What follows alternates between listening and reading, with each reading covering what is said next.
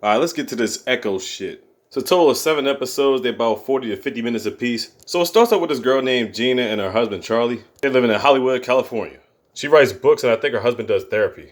So the whole time she's getting to her office, she's trying to call her sister Leni. Leni's like her twin sister and she hadn't been able to reach her in about 4 or 5 days. So she finally gets a call from her husband Jack explaining that Leni went missing. The police are there and they don't know what the fuck is going on. So now she goes from California all the way over to Virginia to see what's going on with the search party and see what's popping. While she's there, she figured out Jack's at the search party, and we're like, okay, well, who's watching after Maddie? Maddie's actually Jack's daughter. Apparently, Lenny's best friend is this chick named Meg, who nobody's been in contact with either, so we don't know where the fuck she's at either. We get in there, and she finds this chick named Natasha. Natasha's actually been Maddie's babysitter for about a couple months now. So Gina goes up in the room and checks on Maddie, who's apparently asleep at that point in time. She wakes her up, she turns around and thinks it's her mom, so that's how identical twins and close they are. But she lets her know it's Aunt Gina. Next thing you know, it's a commotion going on outside. It's the research team. The search party, you know what I'm saying? They're coming back. Yeah, so she goes to talk to Jack, and apparently, wherever Leni went out to, she went out on a horse. And we find out later on Jack runs a bunch of horses and farm, you know what I'm saying? He makes his money off of that, all the good stuff. So when they talk to this lady by this sheriff or whatever like that, she's probably been living in this town for so long. She tells them the most information that they can get. But it's not hard to tell. She's kind of got some disdain for Gina. You know that person that leaves the town that has a great life and then all of a sudden they don't come back for forever, and as soon as they come back, everybody's like, oh, such is back.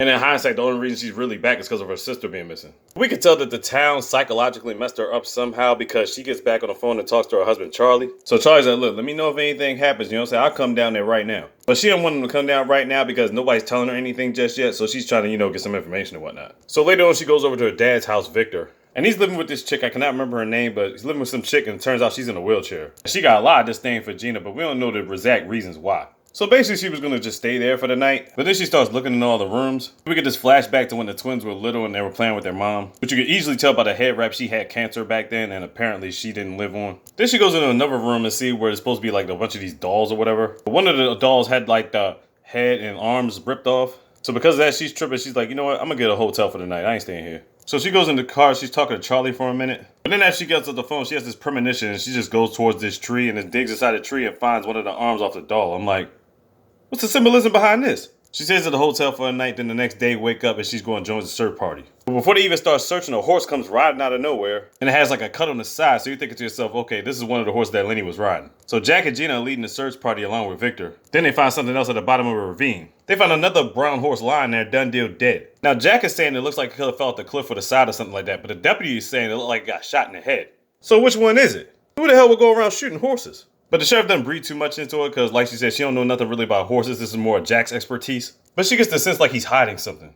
So Gina wants to know what the hell's going on. Victor's like, not here. I'm like, what the fuck you mean not here? Man, his family got secrets. So when they get to the house, Gina confronts Jack because the deputy wanted Jack to check the records of people that was taming horses and whatnot. So in mid-conversation, Gina brings up something about Lenny's talking about to her that she's been working like 12 hours straight or whatever. But Jack says that's bullshit. She hasn't been working at all. In fact, that's the reason why we got Natasha as a babysitter. Meanwhile, I'm doing my work with the horses. So we're like, all right, something's up. So then while Gina's back in the room, she's examining the arm of the doll that she had. But she looks inside of this case in the dressing room and find out that there's another arm in there. I'm like, what the fuck? So we see flashbacks about their mom dying. We see another flashback about both of them being in this cave while it's raining or whatever like that. Talking about the twins when they were little. Then we get the scene where Gina's about to head out for a minute. Jack was in the chair drunk. We thought he was asleep. He gets up and he thinks Lena's at the door. Leni, my bad. And he starts kissing Gina, but Gina just lets him do it for a little bit. Then she finally tells him, look, I'm Gina. And he's just looking at her straight face like, man, you shouldn't have come here. So afterwards, Gina leaves out the house. She ends up going to this cave that we keep seeing in the flashback. In the cave, we find this full-fledged doll. Then we find a bunch of real clothes with another doll. And they look like clothes that Leni would wear.